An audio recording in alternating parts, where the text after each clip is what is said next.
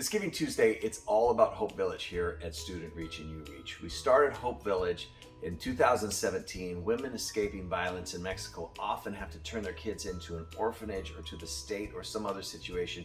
But we're not only able to keep families together, we're able to get them back on their feet, and in just 1 to 3 years, get them back to a place of home ownership. We've even helped start a couple of businesses. It's incredible what's happening there. We're just so excited to be a part of this fundraiser today.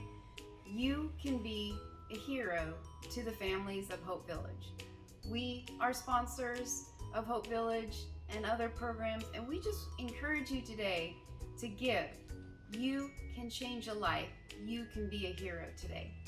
Yeah, we support a lot of different projects, but we've actually stretched ourselves today with additional support for Hope Village as well, because it's an incredible place. You can come visit, you can come be a part. Amazing things are going to happen. We even have some things for you, like a shirt that we'll send you that says Hope Village Hero on it.